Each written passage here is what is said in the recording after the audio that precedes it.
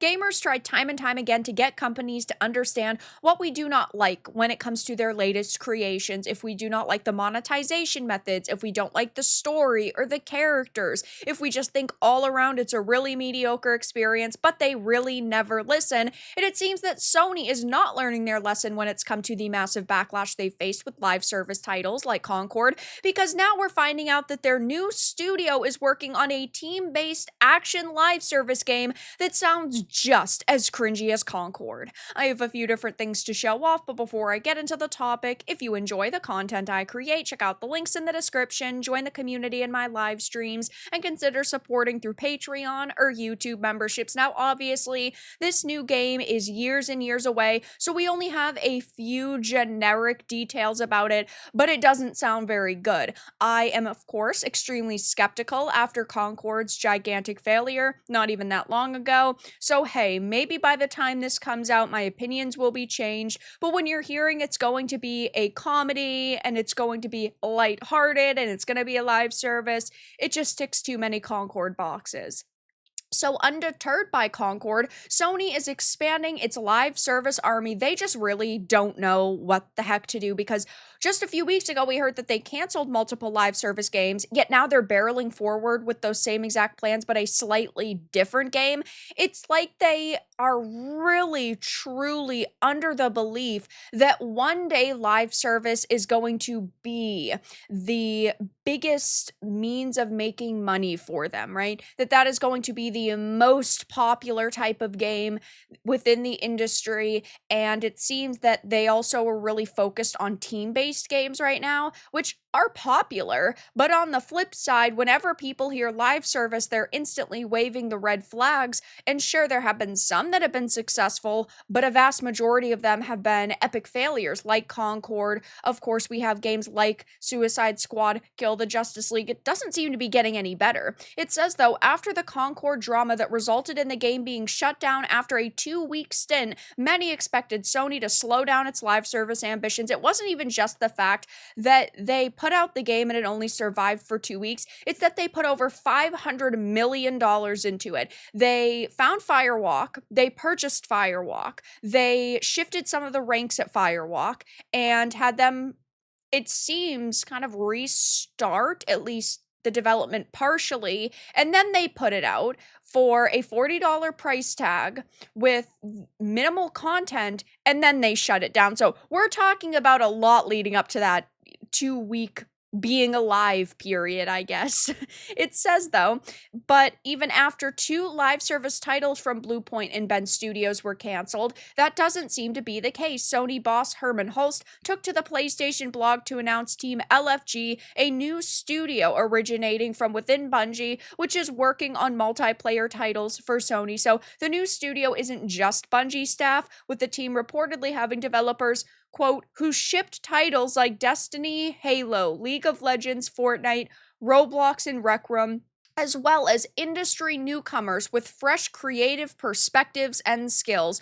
We don't know what the ratio is here. My assumption is that they have a couple of people who were industry vets working on this game, but the majority of people are juniors, and they are probably going to be able to overshadow the people who are industry vets. Unfortunately, that does happen quite a lot. Studios bring in newer voices. They feel like, oh, hey, we're giving new people opportunities and this is so good for us, and then those people are very loud, very vocal, and then they end up getting what they want in the game. And if we look at titles like, I don't know, Assassin's Creed Shadows, which was a team primarily made up of juniors, it doesn't turn out well financially. Now headed to another article that talks about it. It mentions how the team promises to make immersive multiplayer worlds propelled by action games that players can learn, play, and master for countless hours, and to have players be a part of our development process through early access play tests. Its first project is a team-based action game that draws inspiration from fighting games, platformers, MOBAs, life sims, and frog-type games. So, a ton of different genres, and in a light-hearted comedic world, in a mythic science fantasy universe. So, oh my god, they're just throwing any sort of term at the wall and hoping that it sticks. Now, obviously, when I hear something like this, where they're not giving it a clear and cohesive description, and they're like, it's a little bit of this, it's a little bit of that, it does not sound good to me. I'm instantly a bit worried, especially hearing that it's going to be lighthearted and comedic, because there are so many games that follow the kind of Guardians of the Galaxy formula now, where it clearly is a product made for adults, like a movie or a video game, but unfortunately they add a lot of sophomoric humor to it, which I'm fine with to a certain extent. But a major issue is that they overdo it, right? They think one joke is funny, so they repeat that joke 5 different times, or they say it 5 different ways. And when I'm hearing it's going to be lighthearted and comedic, sure, I think of something closer to maybe like a Fortnite that doesn't take itself so seriously, but is that really the type of game that people are looking for right this second?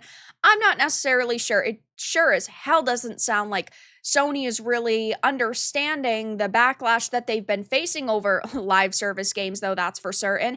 And of course, not even that long ago, PlayStation had canceled 2 unannounced live service games, so we thought that maybe they were actually going to start listening to us. They were going to backpedal on this idea a little bit, but now we know that that's not the case. Sony has reportedly canceled 2 unannounced live service games that were in development at Bend Studio and Bluepoint Games, respectively. Bloomberg reports that Sony has ended production on 2 live service games that were in the works at Bend Studio, best known for their zombie game Days Gone, and another separate game in the works at Bluepoint, best known for their remasters of games like Shadow of the Colossus and the Demon's Souls remake. The Bluepoint game was reportedly a live service God of War game, according to Jason Schreier. A Sony spokesperson confirmed the cancellations to Bloomberg. Sony also added that neither studio will be closed and that they will work with them to determine what are the next projects from these 2 studios. So I guess, hey, at least these studios aren't being completely shut down, because they have made some good stuff in the past, but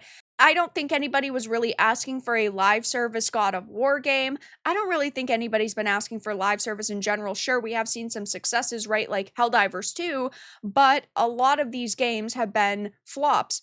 Most notably on this channel, I have talked about Rocksteady and Suicide Squad Kill the Justice League. This is a game that they went all in with that was supposed to change the future for Warner Brothers games, because that Wonder Woman title, that was actually originally a single-player game, but then they shifted development to it being a live service game, and then after Kill the Justice League's failure, they shifted it back to being more of a single-player story-heavy title, and of course, they straight up canceled that, but they had even shifted the development of that to being more of a live service game. And then, of course, titles like Multiverses came and went, and flop, flop, flop. It says, though, Rocksteady Studios, once heralded as the visionary developer behind the Batman Arkham series, has suffered yet another blow in its decline, with reports of end-of-year layoffs in 2024 caused by its Sweet Baby Inc. infected failed live service co-op shooter KTJL. I don't think that Sweet Baby Inc. was the only reason why this failed, though. I understand that this was the game that was being used as a primary example when Gamergate 2 really went underway. Of course, before that, we had games like Alan Wake 2 that were being talked about, but this was really the straw that broke the camel's back and brought a lot of people's attention to SBI. But it just was a trash game all around. There was really nothing with this title to praise. We know that Warner Brothers reportedly lost a staggering $200 million on the game, which failed to gain traction with players despite years of anticipation. And by December, Rocksteady confirmed it would cease producing new content for the game in 2025. Those servers would still remain online. Who knows how long that's actually going to be the case, though. So they stopped development. They didn't really have anything else to add to the game. They didn't want to put any more money into it. Initially, it sounded like they wanted to make another game with the Suicide Squad. That's definitely not going to happen now. Rocksteady's gone through major layoffs. Warner Brothers Games in general has gone through a lot of hell because of their live service failures. And when I see posts like this and announcements like this, a new studio at PlayStation working on a team-based live service game with a light-hearted comedic tone set in a mythic science fantasy universe. It just sounds like Concord 2.0. And a lot of gamers feel the same exact way. Good old Sony, I hope you keep losing millions of dollars. You failed to learn anything. You failed to learn anything. So their Overwatch clone failed, so they're doing a Paladins clone. It is actually what it sounds like. Hey, I've seen this one. Did I ever tell you the definition of insanity?